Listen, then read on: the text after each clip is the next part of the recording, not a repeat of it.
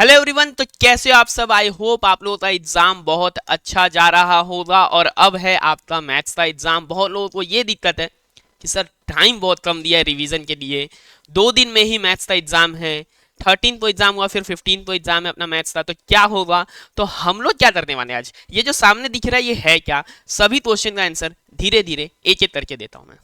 कैसे करोगे आप प्रैक्टिस, तो आप लोगों को ठीक इसी तरह क्योंकि आपका पढ़ाई हो चुका है, तो 2 से 3 पेपर जो भी आपको मिले उसको सॉल्व करना है। जहां भी आप पढ़ते हो, जिस टीचर के पास आप पढ़ते हो, उनको बोलना है कि सर आप हमें एक मॉक टेस्ट पेपर दीजिए, उनको मैं सॉल्व करूं और उसका सॉल्यूशन दे दीजिए। किस तरह से, वो इस तरह से जो अभी हम लोग करने वाले हैं। यहाँ करने क्या वाले हैं सर, हम लोग करने वाले हैं 15 जो क्वेश्चन है ना, एमसीक्यू क्वेश्चन, उनका ट्रिक यूज करके कैसे सॉल्यूशन करेंगे। भाई एग्जाम में पूरा नहीं सॉल्व करना है, ट्रिक यूज करना है। वो कैसे करेंगे वो देखना है। उसके बाद में आपके लिए पूरा पेपर का, अच्छा ये पेपर कैसा है, ये पेपर मैंने खुद डिजाइन किया है आपके प्रीवियस ईयर्स पेपर्स को देखते हुए, एम एल अग्रवाल बुक को देखते हुए, उसका एग्जाम्पल्स देखते हुए, उसका एक्सरसाइज देखते हुए। तो यहां से एक हाईली चांसेस है कि क्वेश्चन मैच भी हो जाए। इसको एक पार्ट में नहीं, 2 पार्ट में करने वाले हम। अभी हम लोग सेक्शन ए करेंगे और थोड़ी देर बाद फिर हम लोग सेक्शन बी करेंगे सेकेंड पार्ट में। सेक्शन ए मतलब एमसीक्यू सर 15 क्वेश्चंस, और वो क्वेश्चन 2 और 3 जिसमें मिला के 25 मार्क्स का होता है। क्या आप एमसीक्यू के साथ साथ वो सब भी यहीं बैठ के सॉल्व करने वाले हो? नहीं, वो सब मैं आपके लिए पूरा सॉल्व करके लाया हूं बाबू। क्वेश्चन पेपर बना लिया है, पूरा सॉल्यूशन बना लिया, ताकि आपको यहां ज्यादा टाइम ना देना पड़े। कैसे एग्जाम में लिखना है और क्या स्टेप्स होने चाहिए वो पूरा और पूरा समझाने वाला हूं मैं, और उसके साथ आपको एमसीक्यू विथ ट्रिक। तो चलो जल्दी जल्दी करते हैं। तो पहला जो क्वेश्चन है, mean of first 101 natural numbers is, क्या बोला था, हर चीज ट्रिक यूज करके एमसीक्यू करना है। तो मीन क्या होता है, एन नंबर्स अगर है मेरे पास, एन नंबर्स है बाबू, तो n प्लस 1/2 ये होता है अपना मीन। तो 101 नंबर्स, तो 101 नेचुरल नंबर्स, 101 प्लस 1/2, 102/2 हो गया 51। अच्छा इससे आगे जिसको भी स्पीड ज्यादा लगेगा आप स्लो कर सकते हो, यूट्यूब पे आपके पास ये फैसिलिटी है। ठीक है, तो the slope of the line perpendicular to the line this, मतलब इसका स्लोप नहीं, ये जिसके परपेंडिकुलर है या फिर जो लाइन इस पे परपेंडिकुलर है, दोनों एक ही बात होता है, उसका स्लोप बताना है। तो चलो ना पहले इसका स्लोप निकाल दिया जाए। इसका स्लोप निकालते कैसे हैं, डायरेक्ट हम लोग कोई भी ऐसा लाइन लिखा हुआ A X plus B Y plus C equal to 0, इसको इधर कर लेंगे। सी से ज्यादा मतलब पड़ेगा भी नहीं स्लोप को, ठीक है ना।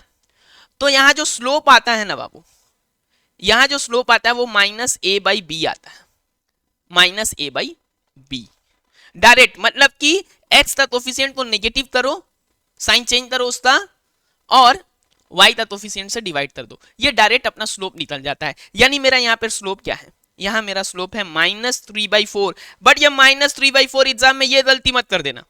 -3/4 किसका स्लोप है, -3/4 है स्लोप गिवन लाइन का। तुमसे पूछा है क्या गिवन लाइन का, नहीं ना। तुमसे क्या पूछा है, परपेंडिकुलर लाइन का स्लोप।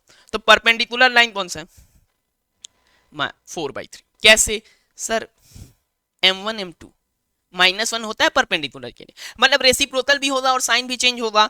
तो 3/4 का रेसिप्रोकल क्या होता है, 4/3, साइन चेंज कर दो, माइनस का प्लस कर दो, 4/3 और आगे बढ़ो। इस तरह से करते हैं MCQ. The nth term of an AP is given by -3n plus 4. The common difference of AP is, तो बाबू कभी भी an प्लस बी दिया हो और इससे आपको बोला जाए कॉमन डिफरेंस, सीधा n के साथ जो मल्टीप्लाइड है वही है कॉमन डिफरेंस। n के साथ क्या मल्टीप्लाई है सर, -3। n के साथ अगर -3 मल्टीप्लाइड है तो कॉमन डिफरेंस क्या हो जाए, -3, और आगे बढ़ो। समझ में आया एमसीक्यू कैसे करते हैं। अब चलो थोड़ा बोनस दे देता हूं, ऐसा बोनस पूरा पेपर में मिलने वाला है। मतलब क्या सर बोनस था, ऐसा ही मिलता जुलता और क्वेश्चन क्या मिल सकता है आपको, an² प्लस bn बोलते, ये क्या है एसएन, सम गिवन है। यहां तो टर्म गिवन था, अगर सम गिवन है तब कॉमन डिफरेंस क्या होता है सर, कॉमन डिफरेंस होता है 2a, यहां कॉमन डिफरेंस होता है a।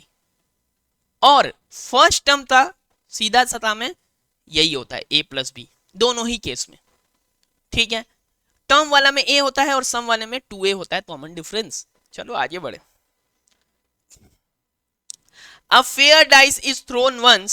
The probability of getting an even prime number, एक ही बार डाला गया है। Even prime number, even prime number होता क्या है बाबू? इकलौता प्राइम नंबर है जो इवन है, वो क्या है? वो है 2। तो मेरा फेवर में तो एक ही केस हुआ ना, फेवर में तो एक ही केस है। ऑल पॉसिबल कितना है? 6 है, तो 1/6 हो गया मेरा answer. The probability of getting an even prime number. ठीक है, आते हैं आगे। The third proportion to this number, देखो या तो यहां से मीन प्रोपोर्शन पूछेगा या थर्ड प्रोपोर्शन पूछेगा। थर्ड प्रोपोर्शन पूछने का मतलब ये होता है कि मान लो यहाँ पे थर्ड प्रोपोर्शन हम मान लेते हैं h है, तो इसको बोलते हैं 5 को बोलते हैं मीन प्रोपोर्शन, इसको बोलते हैं थर्ड प्रोपोर्शन। ठीक है, मीन प्रोपोर्शन के लिए क्या सीखा था? मिडिल वाला जो मीन प्रोपोर्शन है उसको स्क्वायर करो और बाकी दो का प्रोडक्ट। तो यहाँ भी क्या होने वाला है? 5 का स्क्वायर जो है वो बाकी दो का प्रोडक्ट होगा। भाई इसको जरा सा मिक्स फ्रैक्शन से इम्प्रॉपर में बदल लो ना, तो ये 25/4 हो जाएगा। इतना तो आता है। और सर आपको ना आंसर लिखना होता है, स्टेप नहीं दिखाना होता। देखो यहाँ आपके पेपर में लिखा भी हुआ रहेगा इस तरह से कुछ, do not copy question, right correct answer only. Correct answer लिखना होता है आपको। तो आपका कहाँ गया भाई? चलो, तो ये भी 25 ही बनने वाला है, ये भी 25 ही बनने वाला है, तो h/4 इज इक्वल टू 1। बोलो बात समझ में आया? तो h इक्वल टू क्या हो गया? 4। तो इसका जो थर्ड प्रोपोर्शन है वो क्या हो गया? 4। ऐसा क्वेश्चन दिया जा सकता है, फिर से चलो बोनस ले लो, कि 2 है और यहाँ पर 32 है और पूछा गया कि इसका मीन प्रोपोर्शन क्या होने वाला है। तो सीधा मीन प्रोपोर्शन जो होता है वो क्या होता है? दोनों को प्रोडक्ट करो और उसका स्क्वायर रूट ले लो बाबू। ये है 64 और उसका स्क्वायर रूट 8, सीधा ही लिख दिया। ठीक है, 64 का स्क्वायर रूट 8, इस तरह से मीन प्रोपोर्शन। तो ये दोनों में से कोई एक आ सकता है इस बार एग्जाम में। Now if a pole 6 meter height cast a shadow of 2√3 meter long on the ground, then sun's elevation is। अब देखो एक पोल है भाई, एक पोल है यहां, ठीक है, ये बस समझने के लिए। तो एक पोल से मेरा जो शैडो बनता है ना, ये शैडो जो बन रहा है, अब ये पूरा मीटर में मेजर करके मैं नहीं कर रहा हूं, जरूरत भी नहीं है। तो 2√3 का बनता है शैडो जमीन पे, और पोल जो है वो 6 मीटर का है। चलो इसको थीटा समझो, एंगल ऑफ एलिवेशन ऑफ सन ही तो लेना है, तो इसको थीटा समझो। और भाई tan थीटा क्या होता है? परपेंडिकुलर, या बोल लो इसको बोलते हैं ऑपोजिट बाई एडजेसेंट या बेस। तो सीधा सीधा √3 है। अब जरा बता देना tan √3 कहाँ होता है? एक्यूट एंगल का बात कर रहे हैं तो 60 डिग्री पे होता है सर। खत्म कहानी। अब यहाँ देखो, या तो मैट्रिक्स मल्टीप्लिकेशन या उसके ऑर्डर के बारे में ये बात बोला हुआ रहेगा। तो मैट्रिक्स मल्टीप्लिकेशन पॉसिबल तब होता है, मान लो यहाँ m1 क्रॉस n1 है और m2 क्रॉस n2 है, तो ये दोनों आपस में बाबू होने चाहिए इक्वल, तभी मैट्रिक्स मल्टीप्लिकेशन है पॉसिबल, अन्यथा पॉसिबल नहीं है। इसके अलावा पॉसिबल नहीं है। तो ये दोनों तो इक्वल है साहब, तो मैट्रिक्स मल्टीप्लिकेशन तो पॉसिबल है। अब अगर ये पॉसिबल है तो नया जो मैट्रिक्स बनता है वो इस साइज का बनता है m1 क्रॉस n2। m1 कितना है? 3, n2 कितना है? 5, 3 क्रॉस 5 बन गया आपका 3 क्रॉस 5 का मैट्रिक्स। तो जो नया मैट्रिक्स बनेगा उसका साइज पूछा था, और ये भी पूछा था कि पॉसिबल है कि नहीं, क्योंकि एक ऑप्शन ये भी है। बहुत बार हो सकता है पॉसिबल ही ना हो, लोग डायरेक्ट इसको मल्टीप्लाई कर देते हैं, बट उससे पहले ये मिला लेना कि पॉसिबल है कि नहीं। ठीक है ना? चलो भाई, ये वाला ना तो से क्या, तो tan a इज 1/√5 और sec square a minus cosec square a, और sec square a plus cosec square a है, और इसका वैल्यू है 1/√5। पूरा बनाएंगे क्या सर? नहीं, MCQ है, ट्रिक लगाएंगे। tan a को क्या लिखा जाता है? tan a को बहुत लोग लिखते हैं sin a by cos a, पर हम लोग थोड़ा सा एक्स्ट्रा दिमाग लगाएंगे, जो जरूरत है उस हिसाब से लिखेंगे। तो cos को लिखेंगे हम लोग सेक ऊपर और यहाँ कोसेक नीचे। अब अगर ये है 1/√5 तो इसके लिए 1 देंगे और इसके लिए √5 और बैठा देंगे, आंसर आ जाएगा। ठीक है, ध्यान से सुनना, tan a को लिखा sin a by cos a, tan a को क्या लिखा sin a by cos a, उसको फिर sec बाई cosec लिख दिया, 1/√5 लिख दिया, sec को 1 cosec को √5, स्क्वायर करोगे तो 1 और 5 हो जाएगा। अब इसके जगह पे 1 और 5 बैठा दो, 1 - 5, 1 - 5, 1 + 5, 1 + 5 -4/6 -2/3, -2/3। समझे? क्या समझे? If 35 is removed from the data, इस डेटा से अगर 35 को रिमूव कर दिया जाए तो मीडियन कितना से बढ़ जाएगा। सबसे पहला बात है साहब मीडियन है कितना भी और कितने टर्म्स हैं यहाँ, तो 1 2 3 4 5 6 7 8, 8 है। सबसे पहला बात क्या देखा जाता है मीडियन निकालते टाइम, या तो असेंडिंग ऑर्डर या तो डिसेंडिंग ऑर्डर में सजाया जाता है। लोगों के दिमाग में होता है बस असेंडिंग, नहीं, डिसेंडिंग भी मीडियन के लिए सजा सकते हो, एक ही बात होगा। ठीक है, अब देखो एमसीक्यू में ऐसा भी क्वेश्चन आ सकता है, तो ये कॉन्सेप्ट याद रखना, ये आपके लिए एक बोनस हो गया।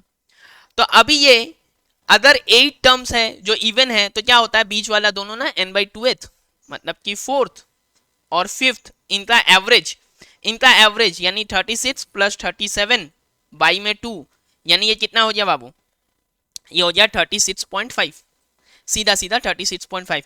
अब जरा सा 35 को रिमूव कर दो, अब यहां पर कितना है 7 टर्म्स है, कितना टर्म्स हो गया 7 टर्म्स है, यानी 7 हो गया, यानी 7 + 1/2 होता है यही ना, n + 1/2 मीडियन। तो ये मीडियन कितना हो गया, अब मीडियन हो गया 4th पोजीशन पे 37 है, तो मीडियन 35 को हटाते ही 37 हो गया, और पहले कितना था 36.5 था, कितना इंक्रीज किया 0.5 इंक्रीज किया, वही बोलना था। ये देखो एक 25 रुपए का शेयर है, share of 25 of a company selling at 20, मतलब ये नॉमिनल वैल्यू या फेस वैल्यू है, और ये जो है 20 ये आपका मार्केट वैल्यू है एक शेयर का, क्या है ये मार्केट वैल्यू है। डिविडेंड किस पे मिलता है, डिविडेंड मिलता है फेस वैल्यू के ऊपर, ये हमेशा याद रखना, डिविडेंड किस पे मिलता है फेस वैल्यू के ऊपर, और ये है आपका मार्केट वैल्यू, मार्केट वैल्यू पे आपको खरीदना होता है। तो आप समझो आपने एक 20 रुपीज का एक ही शेयर खरीदा, तो आपने 20 रुपीज इन्वेस्ट कर दिया, आपको डिविडेंड मिला है 12%, आपको डिविडेंड मिला है कितना 12%, 12% 12%, 12% डिविडेंड मिला है सर, 12% अगर डिविडेंड मिला है किस पे मिलेगा, डिविडेंड जो मिलेगा वो किस पे मिलेगा फेस वैल्यू पे मिलेगा, इसका 12% मिला है, तो ये कितना है बाबू, ये 3 रुपीज का डिविडेंड मिला है हमको। 3 रुपीज का डिविडेंड पाने के लिए कितना इन्वेस्ट किए थे आप इन्वेस्ट किए थे 20 रुपीज, आपको 3 रुपीज का डिविडेंड मिला। आप अगर यहीं पे आपको परसेंट चाहिए ना तो 100, दोनों को 5 से मल्टीप्लाई कर दो, 100 तो ये 15, यानी 100 रुपीज अगर आप इन्वेस्ट किए होते तो आपको 15 रुपीज का रिटर्न मिलता, तो then the rate of return is 15%। समझ में आया बात? तो ये याद रखना, डिविडेंड जो है वो फेस वैल्यू पे मिलता है ना। x - 2 is a factor, sir factor होने से होता क्या है, फैक्टर होने से ये होता है कि इसमें 2 डालो ना x के जगह तो वैल्यू 0 हो जाता है टोटल, तो यानी 2 square -7 × 2 + 2a is equal to 0, यानी 4 - 14 + 2a इक्वल टू 0, या फिर मेरा 2a - 10 इक्वल टू 0, या क्या करना है sir a is equal to या 2a equal to 10, a equal to 5, तो सीधा a इक्वल टू 5। ठीक है, यहां देखो बोला गया है कि एक ट्राइंगल है एबीसी जिसका तीनों साइड दिया हुआ है 3, 2 एंड 2.5। एक और ट्राइंगल है डीईएफ, वो सिमिलर है एबीसी के। तो जब जो ट्राइंगल सिमिलर हो तो जो उनके साइड का रेशियो होता है ना वही उनके पेरीमीटर का रेशियो होता है, और एरिया का रेशियो अगर पूछता तो उसका स्क्वायर हो जाता। सर रेशियो तो पूछा ही नहीं है, पूछा क्या है सर, पूछा है पेरीमीटर ऑफ डीईएफ, बट हम रेशियो निकालेंगे ताकि काम आसान हो जाए। सर रेशियो कैसे लेंगे, किस साइड से किस साइड तक लेंगे, नाम मिला लो। यहाँ ईएफ दिया हुआ है, ईएफ किधर है बाबू, ईएफ है इधर लास्ट 2, यहां भी लास्ट 2 देखो क्या है बीसी है, बीसी और ईएफ का क्या रेशियो है 2/4, यानी ईएफ जो है वो डबल हो गया, यानी ये पेरीमीटर भी एबीसी के पेरीमीटर के डबल होगा। अब सारा साइड निकालने का जरूरत नहीं है, ठीक है, यहाँ पे सब साइड नहीं निकालना पड़ेगा आपको। आपको क्या करना होगा, बस एबीसी का पेरीमीटर निकालना है। तो बाबू पेरीमीटर निकालेंगे, 3 + 2 5, 5 एंड 2.5 7.5 ऐड कर लोगे और उसका डबल कर देना है 15, आ गया पेरीमीटर ऑफ डीईएफ। बोला आया बात समझ में? तो देखो बोला गया है, if the angle between two radii of a circle is 130, तो ये सेंटर है, ये रेडियस समझ लो है, दो रेडियस के बीच का एंगल जो है वो 130 डिग्री है बाबू। अब इसका यहाँ टेंजेंट पे तो कितना होता है, 90 होता है। पूछा क्या है, the angle between the tangents at the ends of radii, तो जहां पे रेडियाई का एंड है वहां पे जो टेंजेंट्स बने उनके बीच का एंगल क्या है, तो बाबू ये 90 हो गया। तो अब बचा हुआ ये भी दोनों का सम तो 180 होना पड़ेगा, ऊपर 130 नीचे 50, खत्म कहानी, हो गया 50। समझे क्या?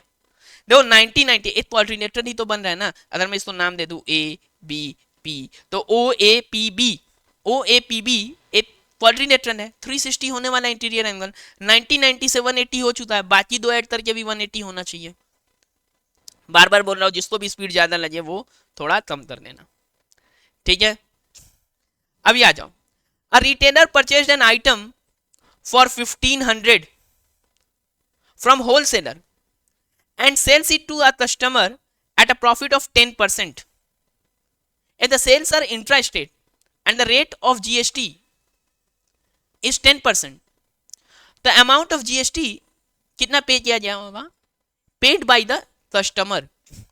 तो यहाँ पे ध्यान देना, यहाँ पे ध्यान देना, यहाँ कैच है क्वेश्चन में, amount of GST paid by customer पूछा है, पेड बाय रिटेलर पूछता तो कुछ और होता, बाद में कितना उसको देना पड़ेगा नेट जीएसटी। ऐसे देना तो उसको अपने हाथ से कुछ नहीं होता है, बट उसका नेट टैक्स लायबिलिटी क्या होता है वो पूछा जा सकता है। लेकिन यहाँ तो सीधा सीधा सवाल है कि वो भाई 1500 में खरीदा, 10% प्रॉफिट यानी कि 150 का प्रॉफिट, ऐड करो तो 1650, ये है सेलिंग प्राइस। सेलिंग प्राइस पे कितने का जीएसटी, 10% का जीएसटी, 10% का जीएसटी यानी 165 रुपीज का जीएसटी पेड किया होगा कस्टमर। लेकिन अगर यहीं पे आ जाते हैं बोनस पे, अगर वो बोलता कि भाई जो रिटेलर है उसका नेट टैक्स लायबिलिटी कितना बन रहा है, तो बाबू वो जब 1500 में खरीदा था ना होलसेलर से, तब वो 150 रुपीज का जीएसटी दे दिया था, जो होलसेलर ले जाके गवर्नमेंट को दे दिया होगा कि जो रिटेलर है ये दिए हैं हमको, दीजिए, बाद में इनको ये इनपुट दे दीजिएगा। अब ये जो 150 है ना, वो कंज्यूमर से दिया 165, तो ले जाके पूरा गवर्नमेंट को थोड़ी दे दे। बोले सेम चीज के लिए 150 तो हम जमा किए थे, पहले अपना वाला रखे, अब बाकी वाला दे देते हैं गवर्नमेंट को, गवर्नमेंट स्कूल बनवाएगा, रोड बनवाएगा, ऐसा बोल के टैक्स लिया जाता है हमसे, ठीक है। चलो देखो एक एसर्शन रीजनिंग वाला क्वेश्चन होगा। एसर्शन ये है कि the ratio in which the line segment joining 1,3 and 5,-6 internally divided by x axis is 1:2। तो भाई अगर डिवाइड करता है इंटरनली x एक्सिस, तो x एक्सिस पे जितना भी पॉइंट है, x एक्सिस पे जितना भी पॉइंट है उसका ऑर्डिनेट यानी y वाला कोऑर्डिनेट 0 होता है। तो हम इसका सेकेंड वाला निकाल लेंगे। चलो 1:2 का रेशियो में किया है, 5,-6 है, 1,3 है, तो यहाँ 1:3 क्रॉस होता है ना, तो 1:3, अच्छा y तो 0 ही है तो मिलाना ही तो है, चलो मिला लेंगे। तो 1:3 तो 3 हो गया, 1:3 पहले देख लेते हैं, उल्टा लिख दिया है पॉइंट्स, तो उल्टा लिखा है पॉइंट्स तो मैंने, यहाँ है 1:3 1,3 एंड 5,-6, और चलो 1:2 में क्रॉस करते हैं, 1:-6 और 2:3 6 बाई 1+2, यही होता है ना भाई, m×y2 plus ny1 by m+n। अगर ये m और n में रेशियो में ब्रेक करता है, इंटरसेक्ट करता है, डिवाइड करता है, एंड पॉइंट्स जो है वो h1 y1 और h2 y2 है, तो h2 y2 इसको थोड़ा अच्छे से लिख देते हैं। तो साहब यहां आपका ये असर्शन तो ट्रू है। अब जल्दी जल्दी में देखने में लोग सोचेंगे कि ये रीजन भी ट्रू है, लेकिन ऐसा नहीं है। इंटरनल डिवीजन का तो ये फॉर्मूला है ही नहीं साहब। यहाँ पर प्लस होना चाहिए, यहाँ भी प्लस, यहाँ भी प्लस, यहाँ भी प्लस, यहाँ भी प्लस, यानी असर्शन तो ट्रू है बट रीजन जो है वो फॉल्स है। Assertion is true but reason is false. ठीक है, आइए सेक्शन ए का सब्जेक्टिव क्वेश्चन की तरफ चलते हैं। ठीक है, अब ये सारा सॉल्यूशन किया हुआ है, आपको बस मैं समझा देने वाला हूं, सेक्शन ए का भी सेक्शन बी का भी। ठीक है ना, तो चलो, इसमें बोला हुआ है कि in the adjoining figure A B C are the points on OP O Q and O R. Diagram बनाया हुआ है, समझ में भी आ रहा होगा। ठीक है, कि ये जो पॉइंट है आपका, ए जो है वो ओपी पे है, क्यू जो है बी जो है वो ओ क्यू पे है, और सी जो है वो ओ आर पे है। अब हमको बोला जाए कि ए बी जो है वो पैरेलल टू पी क्यू है, ए सी क्या पैरेलल टू पी आर है? अच्छा, ए सी भी पैरेलल टू पी आर है, ये भी दिया है। आपको बताना है, आपको दिखाना है कि बी सी जो है वो पैरेलल टू क्यू आर होगा। तो इस ट्रायंगल में देते हैं ए ओ क्यू। ठीक है, ये पूरा सीधा लाइन होगा, यहाँ पे एक चीज गड़बड़ दिख दिया है क्या, यहाँ पी ओ क्यू होगा, ए ओ क्यू नहीं होगा, पी ओ क्यू होगा, यहां से पी ओ क्यू। तो पी ओ क्यू जो ट्राइंगल है, बेसिक प्रोपोर्शनलिटी थ्योरम पढ़े थे। यहां अगर एक पैरेलल लाइन हो, ये एक ट्राइंगल है, बेस के पैरेलल लाइन है, तो इसको सेम रेशियो में डिवाइड करता है, A D by D B और A C by E C. तो ये था basic proportionality theorem, Thales theorem. और इसी का फिर कन्वर्स ये होता है कि अगर पैरेलल दिया है, मतलब ये रेशियो दिया हुआ है, तो डीई जो है वो पैरेलल होगा। ये कन्वर्स वाला था थेल्स थ्योरम का, बेसिक प्रोपोर्शनलिटी थ्योरम का, दोनों ही नाम है इसका। तो in this figure, in this triangle P O Q, A B is parallel to P Q, A B जो है वो पैरेलल टू पी क्यू है। अब पी ए जो है बाबू, पी ए और ए क्यू और क्यू बी और बी क्यू, ये क्या होगा, इसका रेशियो सेम होने वाला है। देखो, P A by A O and Q B by B O, same होने वाला है रेशियो। बेसिक प्रोपोर्शनलिटी थ्योरम यहाँ डिड बिन हो जाए यूजिंग बेसिक प्रोपोर्शनलिटी थ्योरम। ठीक उसी तरह इसमें भी बेसिक प्रोपोर्शनलिटी थ्योरम यूज करेंगे। अब देखो, ये और ये दोनों सेम है, यानी ये दोनों भी इक्वल होने वाला है। तो ए और बी को यूज करके मैंने बोल दिया कि ये दोनों इक्वल है। ठीक है, अब ये दोनों इक्वल हो गया, तो जब ये दोनों रेशियो इक्वल हो गए, तो फिर कन्वर्स बीपीटी यूज किया और बोल दिया BC is parallel to QR. समझ में आया? सॉल्यूशन आपके पास रहेगा, आप इसको रिवाइंड करके भी देख सकते हो, और अगर आपको स्पीड लगे तो स्लो करके भी देख सकते हो। अब तो यहाँ है find the mode of the following distribution using by drawing histogram. अब या तो हिस्टोग्राम देगा आपको, या हो जाएगी तरफ देगा, मीडियन निकालने को बोलेगा। तो देखो, पहला तो ये एक्सक्लूसिव है, इसको इंक्लूसिव बनाएंगे, कंटिन्यूअस बनाएंगे। तो 31 से 36 है, 1 का गैप है, तो 0.5 सब्ट्रैक्ट करेंगे और 0.5 राइट वाले में ऐड करेंगे। तो वही किया है, टेबल नया से बना दिया इंक्लूसिव। अब ये बनने के बाद आप तो बनाओगे हिस्टोग्राम, एग्जाम में आपको ये नहीं बनाना है, बट ऐसे आप आंसर तो चेक कर सकते हो कि सही है कि नहीं। कैसे करना है सर? यहाँ लिखा जाता है L plus F minus F one, 2f minus F one minus F two into I. Sir ये सब क्या हो गया? क्या है ये? तो भाई मोड निकालने के लिए सबसे पहले हम देखेंगे कि सबसे बड़ा वाला पार्ट कौन सा है। सबसे बड़ा फ्रीक्वेंसी f, उसके पीछे वाला है f1 और उसके बाद वाला है f2। अब मोड में ये L जो है वो lower limit of the modern class होता है, यानी लोअर लिमिट दिस।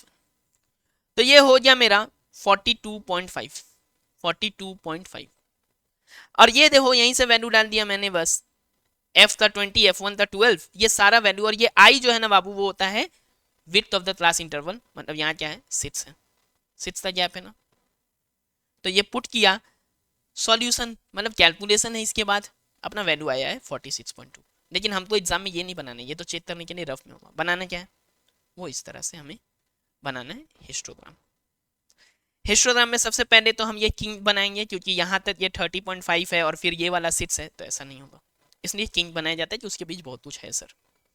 इसके बाद ये इक्वल इंटरवल में होगा। देखो मैंने ना ग्राफ का पिक्चर लिया और फिर यहाँ डाला है, तो वो ग्राफ ही थोड़ा टिंटेड हो जाए, इसलिए ये चीज़ थोड़ा टिंटेड दिख रहा होगा आपको, ठीक है। तो आपको करना ये होता है ऐसा, बस ये बिल्डिंग्स बनाने होते हैं फ्रीक्वेंसी को देखते हुए, और यहाँ स्केल लिखना बहुत जरूरी है। मतलब कि 10 small division along X axis क्या लिया है आपने, 20 small divisions along Y axis ये लिया हुआ है। ये 2 mm का मैंने ग्राफ यूज़ किया है।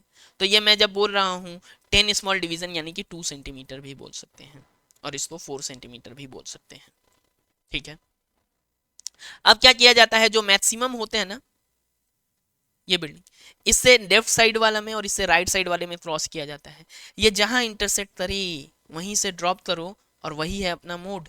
तो देखो ये 42.5 था और यहाँ पे 6 यूनिट्स, 6 स्मॉल डिवीजन। एक एक स्मॉल डिवीजन तो 0.6 है ना, स्केल इसलिए तो बनाया जाता है। 10 small division is 6 unit along X axis. तो यहाँ क्या हो गया 6 इंटू 0.6 3.6, ये ऐड किया, मेरा आंसर क्या आया 46.1। मैंने जो कैलकुलेशन किया था उसके आसपास है, ये अप्रोक्सीमेट है, तो मेरा आंसर ठीक है। नहीं तो बड़ा उठपटांग आता तो हम समझते कि गड़बड़ है भाई, ठीक है। अब यहाँ एक और काम करना पड़ता है कि ये डेली वेजेस है और ये नंबर ऑफ वर्कर्स है। तो आपको यहाँ लिखना होगा कि आपने यहाँ पे डेली वेजेस लिया है और यहाँ आपने नंबर ऑफ वर्कर्स लिया है, ठीक है ना बाबू। चलो अभी प्रूव करना है स्क्वायर रूट ऑफ से के -1 स्क्वायर रूट ऑफ से के +1 प्लस स्क्वायर रूट ऑफ से के +1 से के -1। यहाँ पे सिंपल सा एक बात समझ लो, रूट ए बाई बी जो है वो root A by root B लिखा जा सकता है, और सेक स्क्वायर ए -1 जो है वो tan स्क्वायर ए होता है। ये दो चीज हम लोग यहाँ पे यूज करने वाले हैं। तो देखो बाबू हो क्या रहा है यहाँ पे, यहाँ पहला तो इसको हमने ब्रेक कर दिया है वो रूट में, और उसके बाद कुछ नहीं, यहाँ एलसीएम ले लिया जैसे फ्रैक्शन को सॉल्व किया जाता है। अब ये तो इससे कैंसिल होगा और ये वाला बचा हुआ पार्ट जाके इधर मल्टीप्लाई होगा, रूट रूट स्क्वायर हटा रूट, रूट ए इंटू रूट ए क्या होगा भाई ए होगा ना, हटा ये। ठीक इसी तरह से के +1 है, ये 1 और 1 हो गया कैंसिल आउट, और मेरे पास क्या बच गया, मेरे पास बच गया 2 से के। और यहाँ देखो ये किसका फॉर्मूला है भाई, a plus B A minus B यानी A square minus B square, यानी सेक स्क्वायर ए -1 यानी ये हो गया tan स्क्वायर ए, tan स्क्वायर ए यानी ये हो गया मेरा tan ए। रूट हटाएंगे, ऊपर 2 से के है, इसको ब्रेक करते हैं 2 बाई कॉस लिखते हैं, tan तो sign A by cos A लिखा, ये कॉस कॉस कैंसल, बचा 2 बाई साइन ए, ऊपर ले गए तो कॉस ए के। हाँ नाउ ये लता जी जो है ये गई है और एक लेदर कोट खरीदा है जिसका प्राइस इनको देना पड़ा है 885 and the rate of GST is 18%। लेकिन वो दुकानदार को क्या बोलती है, ऐसा नहीं कोई बोलेगा कि यहाँ पे फीमेल नाम लेके मैं बार्गेनिंग वाला पावर दिखा रहा हूँ, ठीक है ना। बार्गेनिंग पावर ऐसे बहुत होता है, मम्मी के साथ जाओ तो भी साड़ी देने 5000 का साड़ी दुकानदार को बोलेगी 500 में दोगे, 500 ही बहुत है 150 बोल देगी, ठीक है। तो आते हैं टॉपिक पे। ये क्वेश्चन में क्या है कि वो बोल रही है कि जीएसटी देना है तुम अपने से दे दो ना भाई, हमको 885 देना, हमको इससे ज्यादा मतलब नहीं है। She tells the shopkeeper to reduce the price to such an extent that she has to pay 885। हम ये जो लिस्ट प्राइस है वो देंगे, जीएसटी तुम समझो। तो ऐसे तो नहीं कर पाएगा, उसको डिस्काउंट देना पड़ेगा। तो उसको कितना का डिस्काउंट देना पड़ेगा, तो हम मान लेते हैं कि आपका रिड्यूस प्राइस जो है वो x है। अब अमाउंट ऑफ जीएसटी कितना होगा x पे, 18% का होगा, 18/100x। अब amount paid by Miss Lata for this coat is Mrs Lata is x plus 18/100x, यही होगा ना वो प्राइस रिड्यूस प्राइस, और वो 59/50x ये आया सॉल्व करके। अब हम लोगों को गिवन या अकॉर्डिंग टू क्वेश्चन क्या था कि ये प्राइस 885 के ही इक्वल होना चाहिए। तो इसको जब हमने सॉल्व किया तो हमें मिला कि x का वैल्यू है 750। तो रिड्यूस्ड प्राइस कितना हो गया 750, तो लता जी को डिस्काउंट कितना का मिला, 885 था। 750 में उनको एक्चुअली क्या है, 750 में मिला चीज, बाकी तो मतलब दुकानदार तो 750 लिया ना, बाकी तो कौन लिया, मोदी जी, ठीक है, वो टैक्स में गया। तो 135, ठीक है, ये हो गया मेरा डिडक्शन या रिडक्शन, जो भी बोलो, ठीक है।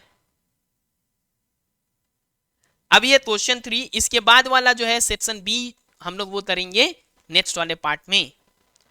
तो Sudha has recurring deposit account in Bank of India, Bank of India में वो क्या की है सुधा जी, 1000 रुपया 1000 पर मंथ डालती है एट द रेट ऑफ 10% पर Anam if she gets 5550 as interest, ये इंटरेस्ट है। At the time of maturity find the total time for which the account was held, मतलब एन का वैल्यू निकालना है सीधा, और अमाउंट क्या मिलेगा इनको मैच्योरिटी में वो भी बोला गया है। तो पी जो है वो मनी डिपॉजिटेड है 1000 रुपीज हर महीने डाल रही थी ये बच्ची। Rate of interest per annum कितना है, 10% है। हम मान लेते हैं कि चलो एन महीना के लिए ये रखा गया था, एन मंथ्स के लिए। तो फॉर्मूला क्या होता है अपना, P into N plus 1/2 into 12 R/100। तो बस उसमें पुट कर दिया गया है वैल्यू, और ये आया है 100 इंटू एन प्लस 1/24। सॉल्व करने के बाद अरे ये वाला पार्ट ना, ये 80 यहाँ से कैंसिल हो गया, 100 हो गया, समझे, वहाँ काटा पीटी नहीं किया, गंदा लगेगा देखने में। अब क्या है गिवन कि ये वैल्यू तो 5550 है, यहाँ से करेंगे सॉल्व, और सॉल्व करने में भाई आप लोग तेज हो, क्वाड्रेटिक इक्वेशन निकाल ही सकते हो। इसको तो सॉल्व किया तो 1332 आया, और क्वाड्रेटिक को middle term factorisation middle term split किया तो ये आ गया मेरा n-36 एंड n+37। अब यहाँ से जो वैल्यू आएगा इसको जीरो करोगे तो -37 और यहाँ 36। अब बताओ ना, कोई अकाउंट तो -37 मंथ्स के लिए थोड़ी रखेगा, रखेगा तो क्या है, n क्या होगा, पॉजिटिव होना है, n can not be negative, तो n का वैल्यू है 36, यानी अमाउंट तो 36 मंथ्स के लिए हेड किया गया है। अब उनको मैच्योरिटी के टाइम पे बस इंटरेस्ट थोड़ी मिलेगा, वो जो पैसा जमा की थी वो भी तो मिलेगा, तो वो कितना मिलेगा, तो 36 मंथ्स तक 1000 रुपीज दिया है, तो 36,000 प्लस ये रुपीज में लिखो 5550 ऐड किया, टोटल मैच्योरिटी वैल्यू। समझ में आया, तो आगे बढ़ते हैं। अच्छा देखो, ये ग्राफ पेपर में करना है आपको, ये आपको किस में करना है, ग्राफ पेपर में करना है। तो मैंने यहाँ पे क्या किया है, ये वाला जो आईपैड पे ग्राफ होता है वो यूज किया, आपको नॉर्मल ग्राफ यूज करना है, और इस एज यूनिट को 2 सेंटीमीटर लेना, मतलब 2 मिलीमीटर का अगर ग्राफ हो तो आपको ये, मतलब ये वाला जो ग्राफ था उस हिसाब से आपको क्या करना था, 10 यूनिट लेना था। इतना इतना है वो एक छोटा सा डब्बा, ये डब्बा, ये जो है इसके जवाब ग्राफ पेपर में वो लोगे, क्योंकि यहाँ पे बोला गया है क्या, take 2 centimetre as 1 unit on both axis. अब इसके बाद क्या था बाबू, ए एक पॉइंट दिया हुआ है -4,2, आपको पता है ये -4,2 है और ये 2,4 है।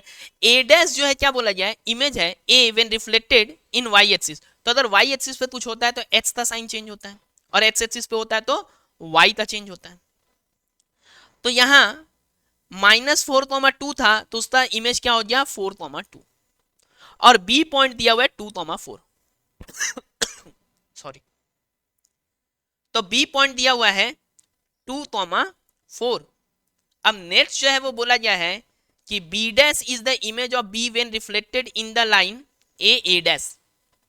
ए डैश में जब ये रिफ्लेक्ट होगा तो क्या होने वाला है, और इसका कोऑर्डिनेट आपको लिखना है, कोऑर्डिनेट ऑफ बी डैश। तो बी डैश जो है वो इमेज है, कब, जब बी रिफ्लेक्ट हुआ, किस पे रिफ्लेक्ट हुआ, ए डैश लाइन पे, मतलब मिरर ही मेरा ए डैश लाइन है। तो बाबू फिजिक्स में भी पढ़ा है ना कि अगर ये ए डैश लाइन है तो इससे जितना ऑब्जेक्ट डिस्टेंस होगा उतना ही इमेज डिस्टेंस होगा, यानी ये 2 यूनिट ऊपर है तो ये 2 यूनिट नीचे आ जाएगा। ये कोऑर्डिनेट क्या है इसका 2,0, इसका कोऑर्डिनेट लिख दिया।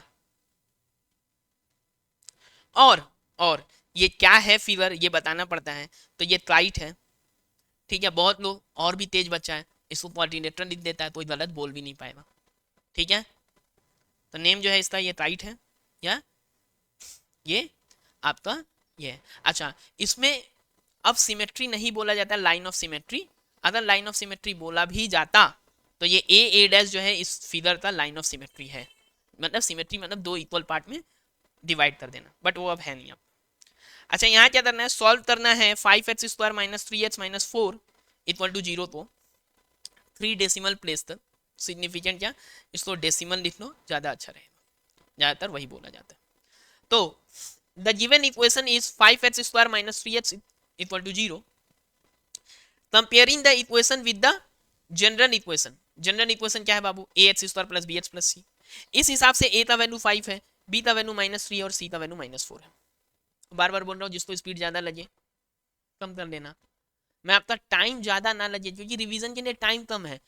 देखो 1.5 आवर्स मैक्सिमम आपको कैसे पेपर लिखना है, क्या करना है, ये सारा तरीका, क्वेश्चन कैसे सॉल्व करना है, सब समझा देना है, ठीक है। तो यहाँ पे डिस्क्रिमिनेंट क्या होता है अपना बी स्क्वायर माइनस 4ac। क्यों पहले निकालते हैं डिस्क्रिमिनेंट, क्योंकि अगर डिस्क्रिमिनेंट ही नेगेटिव आ गया तो सॉल्व करने का मतलब ही नहीं है, रियल रूट्स ही नहीं आने वाले हैं। तो डिस्क्रिमिनेंट आया 89, अब डाल दो यहाँ 89, इसका वैल्यू आपको टेबल से मिलेगा। एंड देन यहाँ एक प्लस और एक माइनस, ये प्लस और माइनस जब लो ये वैल्यूज, तो ये आ गया आपका दो वैल्यूज जो 3 डेसिमल प्लेस तक अप्रोक्सीमेटली ये वैल्यूज हैं। Hence the solution is this and this 3 decimal place तक, ठीक है, इसने बोला 3 डेसिमल प्लेस कर दो। तो सेक्शन ए यहीं तक हो चुका आपका। सेक्शन बी फिर ऐसे ही सॉल्यूशन पूरा बनाया हुआ है, बस आपको समझाना है, तो आप समझ लो कितना ज़्यादा टाइम लगने वाला है आपका। मतलब ये 36, 37, 38 मिनट्स में ये आपका काम खत्म हो चुका है, जिसमें 2-3 मिनट तो हमने बात भी किया था ये क्या कर रहे हैं और क्या करने वाले हैं। तो आपको क्या करना है, ये अगर अच्छा लग रहा हो तो ज़्यादा से ज़्यादा लोगों को शेयर कर देना, क्योंकि देखो जैसे आपका एग्ज़ाम है वैसे ही और लोगों का भी एग्ज़ाम है। और इसके लिए आपको क्या बताऊँ मैं, आपको समझ में आ रहा होगा कि कितना काम करना पड़ा है। तो जब इतना काम हुआ है तो ज़्यादा से ज़्यादा लोगों तक पहुँच जाए, ज़्यादा से ज़्यादा लोगों को इसका फ़ायदा मिल जाए। चलो अब फिर सेकेंड पार्ट में मिलते हैं जहाँ हम लोग सेक्शन बी करने वाले हैं। अच्छे से इसको देखना, अगर स्पीड ज़्यादा लगे तो स्लो कर लेना। इस पीडीएफ का लिंक सेकेंड वीडियो के डिस्क्रिप्शन में आपको मिल जाएगा, वहाँ से आप पूरा आराम से भी देख पाओगे, ठीक है ना। अच्छे से रहो, पढ़ते रहो, मिलते हैं सेकेंड पार्ट में, तब तक के लिए बाय।